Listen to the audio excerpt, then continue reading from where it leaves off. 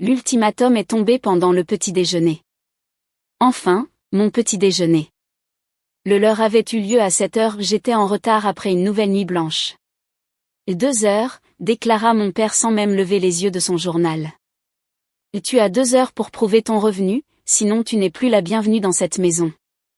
Je m'arrêtai net, ma fourchette suspendue au-dessus de mes œufs brouillés. Pardon? Tu as entendu ton père, ajouta ma mère en arrangeant un bouquet comme si elle parlait de la météo. Nous avons été plus que patients, Johanna. Tu as 29 ans, tu vis ici gratuitement, et tu passes tes journées et tes nuits à faire Dieu sait quoi sur cet ordinateur. Ça suffit maintenant. Mon frère cadet, Stéphane, esquissa un sourire narquois de l'autre côté de la table. Le parfait Stéphane, avec son job en banque, sa voiture de fonction et sa fiancée dont le père possédait la moitié de Hambourg. Allez, J.O. Montre-leur juste une fiche de paie. À moins que tu ne puisses pas. Je posai ma fourchette très doucement. Vraiment très doucement. Je travaille en freelance. Je n'ai pas de fiche de paie. Alors des relevés bancaires, dit mon père, abaissant enfin son journal pour me regarder. Son regard était froid. Décidé. 2 heures. Prouve que tu gagnes réellement de l'argent et que tu contribues à la société, ou fais tes valises. Contribuer à la société, répétai-je lentement. Ne sois pas dramatique, soupira ma mère.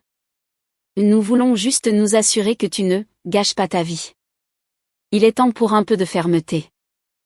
Tu es soit un membre productif de cette famille, soit tu ne le es pas, ajouta mon père. On ne dirige pas une œuvre caritative ici. Je regardai autour de la salle de petit déjeuner. La maison où j'avais grandi. La maison à Blanquenez, avec vue sur l'Elbe. La maison où je n'étais apparemment plus la bienvenue, à moins de prouver ma valeur en 2 heures. Très bien, dis-je calmement. Je m'en vais. Ma mère cligna des yeux. Montre-nous juste une preuve de revenu. C'est tout ce qu'on demande. Non. Je me levai, repoussant ma chaise. Vous voulez que je parte? Alors je pars. Johanna, assieds-toi, commença mon père. Vous pensez que je ne contribue à rien? Que je ne suis pas productive? Parfait. Je ne vous prouverai rien. Je m'en vais. Tu es ridicule, lança Stéphane. Ah oui. Je le fixai. Et dis-moi, Stéphane. À quand remonte la dernière fois où l'un de vous m'a demandé ce que je fais réellement? Sur quoi je travaille? Silence. Je montai à l'étage dans ma chambre l'ancien grenier aménagé qu'il m'avait attribué. Je fis ma valise rapidement. Ordinateur. Téléphone. Chargeur. Vêtements. Documents. Tout tenait dans 2 valises et un sac. 23 minutes. C'est tout ce qu'il m'a fallu pour emballer toute ma vie dans cette maison. Quand je redescendis, ils étaient encore figés autour de la table. Johanna, attends, commença ma mère. Parlons-en. Rien à dire. Vous m'avez donné 2 heures. Je pars en 23 minutes. Où vas-tu aller? Demanda-t-elle. Ce n'est plus vraiment votre problème, non? Tu ne peux pas simplement partir, dit mon père. Tu n'as pas d'argent, pas d'appartement. Vous ne savez pas ce que j'ai, le coupai-je. C'est bien ça, le problème. Vous avez toujours supposé. Je tirai mes valises jusqu'à la porte. Johanna. Ma mère me suivit. Tu es absurde. Montre-nous juste. Au revoir, maman. Je chargeai mes affaires dans ma voiture et pris la route vers un café à Eppendorf. Mon téléphone se mit à sonner avant même que j'aie quitté l'allée. Maman. Ignoré. Papa. Ignoré. Stéphane. Ignoré encore plus. Voici ce qu'ils ignoraient complètement, ce qu'ils n'avaient jamais pris la peine de me demander. Depuis 3 ans, je travaillais comme consultante en cybersécurité. Pas du petit support informatique. Non. Une spécialiste. Le genre de personne qu'on appelait quand les problèmes étaient graves. Le genre d'experte que les agences gouvernementales contactaient parfois pour des dossiers sensibles. J'avais commencé à l'université. J'avais découvert une vulnérabilité dans un grand système bancaire. Je l'avais signalé correctement. On m'avait proposé un poste. Puis j'étais devenue indépendante, parce que je pouvais gagner 3 fois plus. Je travaillais avec ma mentor, Catherine Weber, l'une des meilleures dans le domaine. Ensemble, nous avions monté une petite équipe d'élite. 6 personnes. Tous des spécialistes. Tous discrets. Notre projet actuel ? Nous avions été engagés par le BND, le Service fédéral de renseignement, pour enquêter sur un énorme système de fraude fiscale. Blanchiment d'argent. Sociétés écrans. Des mois de travail. Et nous étions proches. Très proches. Si proches qu'hier, Catherine m'avait prévenu. J.O., fais attention. Quand tout ça va éclater, il y aura des dégâts. Des arrestations. Des perquisitions. Assure-toi que ta vie personnelle soit en sécurité. Et maintenant, assise dans ce café, je comprenais enfin ce qu'elle voulait dire. Je travaillais sur mon ordinateur portable lorsque mon téléphone a commencé à exploser. Appel après appel après appel. Maman. Papa. Stéphane. Maman encore. Papa encore. 10 appels manqués en 3 minutes. Puis un message de maman, en majuscule. Johanna, appelle-nous immédiatement, c'est une urgence. Je laissais sonner 2 fois de plus avant de répondre enfin. Quoi ?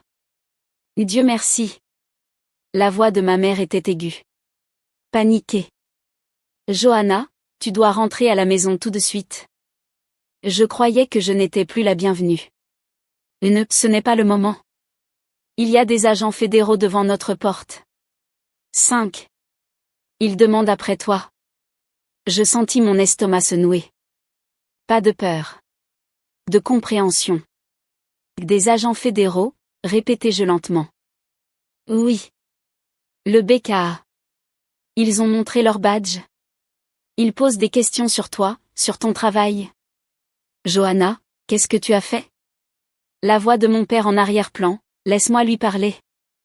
Le téléphone bougea. Johanna, je ne sais pas dans quel genre de problème tu es, mais tu dois revenir ici immédiatement. Il parle de crimes financiers. Ah oui, répondis-je calmement. Ce n'est pas une blague. Ils veulent fouiller ta chambre. Qu'est-ce que tu faisais là-haut ? Je bus une gorgée de café. Laissez le silence les mordre un peu. Johanna. Passe-moi un des agents, dis-je. Quoi ? Les agents. Passe-moi l'un d'eux. Encore des bruits, puis une nouvelle voix. Ici l'agent Hoffman, BKA. Avec qui ai-je l'honneur de parler ? Johanna Richter. Je comprends que vous me cherchez. Frau Richter, oui. Nous devons vous poser quelques questions. À propos de l'enquête Chaffé-Coche, terminai-je. Je m'attendais à un contact, même si je pensais que ce serait par les voies officielles, pas au domicile de ma famille. Un silence. Vous connaissez l'enquête ? J'en suis l'analyste principal. Sous contrat avec le BND, en coopération avec votre unité. Vérifiez vos dossiers. Code d'autorisation Delta 739. Ma superviseure est Catherine Weber. Pause plus longue. Conversation étouffée. Un instant, s'il vous plaît. J'attendis. Je repris une gorgée de café. Frau Richter ?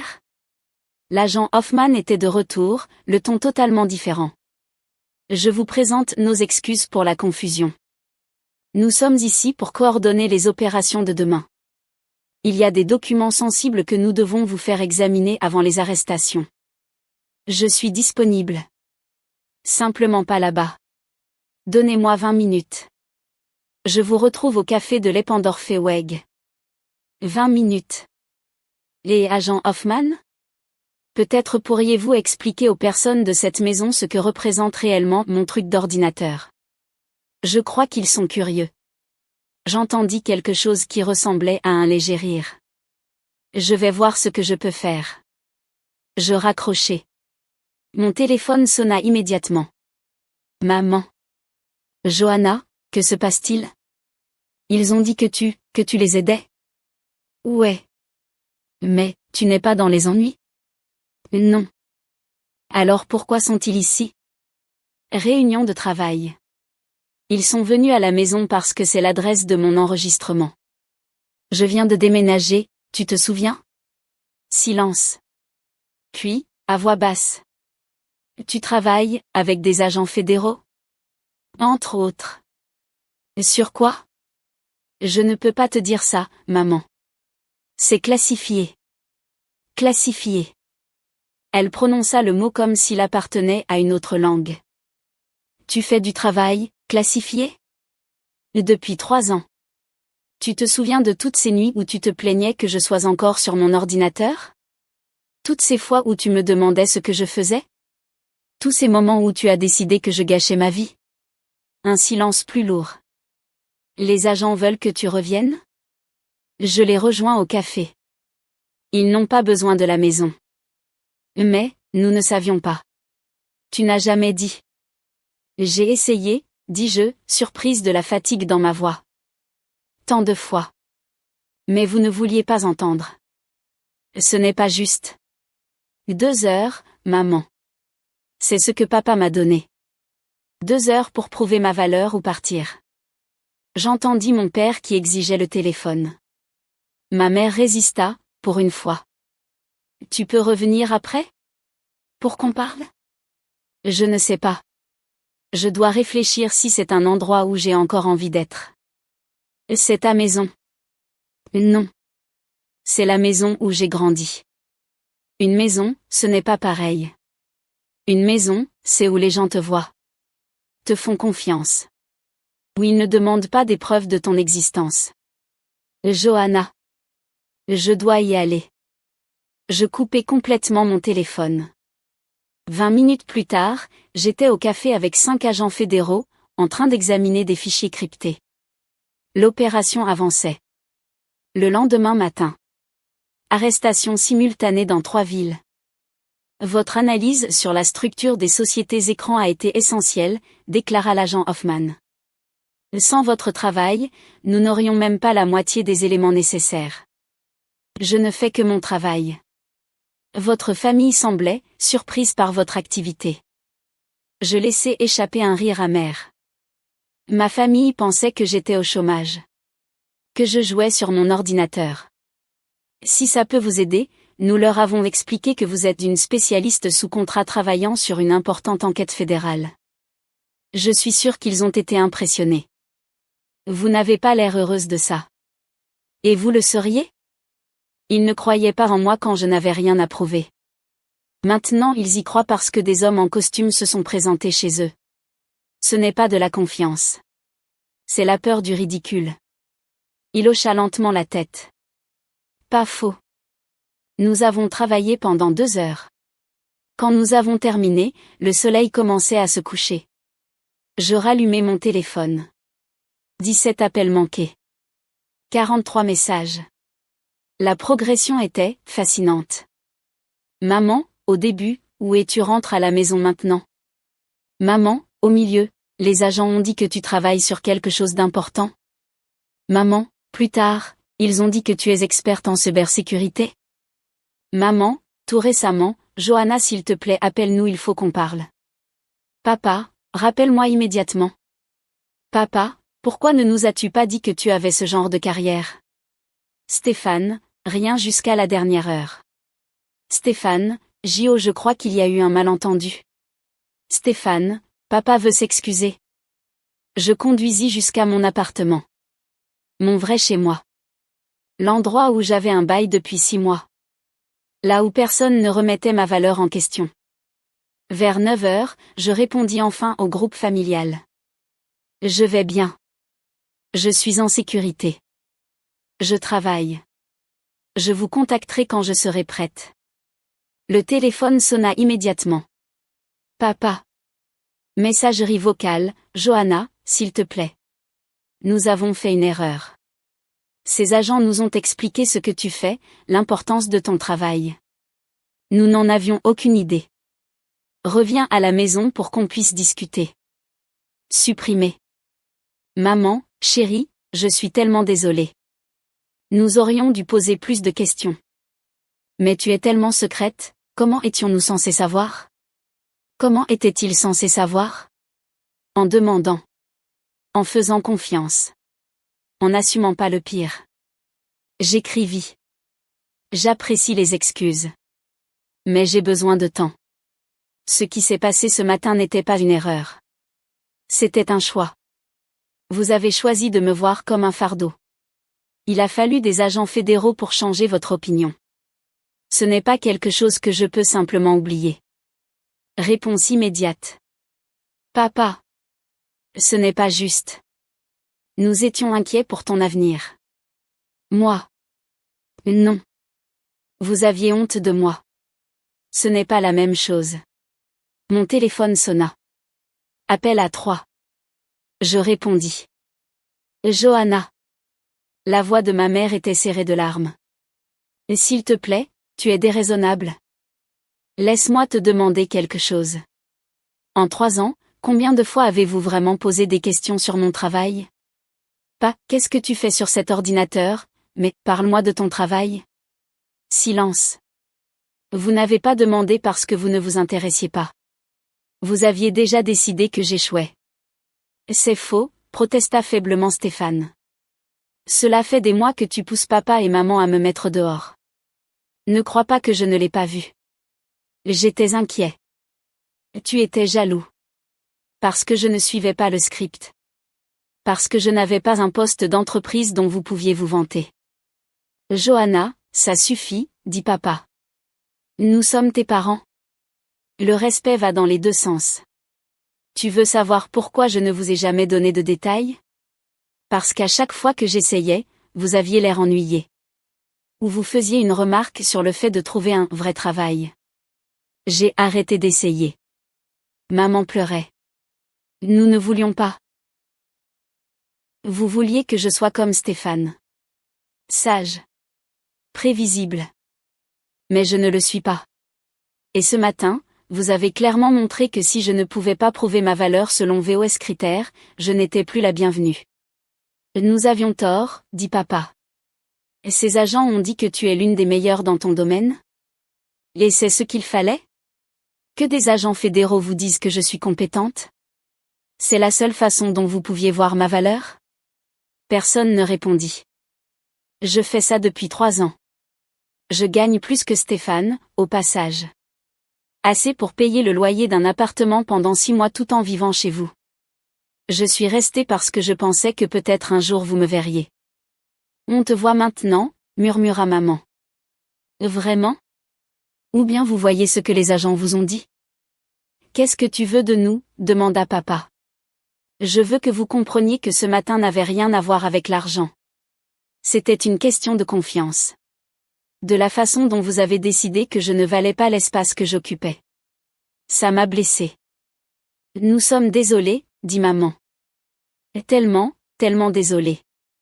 Je sais. Mais désolé n'efface pas ce matin.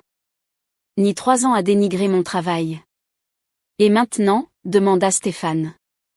Et maintenant, je vis ma vie. J'ai un appartement. Une carrière. Un travail qui compte. Des choses que j'ai construites sans votre approbation. On peut te voir, demanda maman. Après-demain. On pourrait t'inviter au restaurant? Je fermai les yeux. Revu la table du petit déjeuner. Le regard froid de papa. Le rictus de Stéphane. Peut-être. Laissez-moi d'abord passer la journée de demain. Nous t'aimons. Je sais que vous pensez que vous m'aimez. Et je raccrochai. Je restai là, dans mon appartement, et je me sentis libre. Pas heureuse. Pas vengée. Juste libre.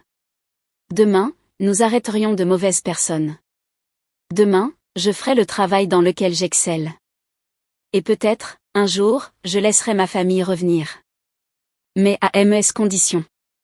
Parce que je n'avais plus besoin de leur approbation. J'avais appris à reconnaître ma propre valeur. Et ça, aucun ultimatum de 2 heures ne pourra jamais me l'enlever. L'opération se déroula parfaitement. Cette arrestation. 3 villes. Des millions saisis. Les médias en parlèrent le soir même. Mon nom ne fut pas mentionné. Je le préférais ainsi. Catherine invita l'équipe au restaurant. Nous célébrâmes discrètement. Mon téléphone vibra. Groupe familial. Ils avaient vu les infos. Compris que c'était mon affaire. Ils me félicitaient. Fiers de moi. Je lus les messages et ne ressentis rien. Juste une douce tristesse. Tout va bien, demanda Catherine. Je levai les yeux vers elle. Vers cette femme qui avait cru en moi quand j'étais encore étudiante. Qui m'avait mentorée. Soutenue. Vraiment vue. Oui, répondis-je. Tout va bien. Et c'était vrai. Parce que parfois, la famille n'est pas celle dans laquelle on est. C'est celle qu'on choisit. Celle qui vous voit sans avoir besoin d'agents fédéraux pour le prouver. Moi, je l'avais trouvé. Enfin. Et c'était suffisant.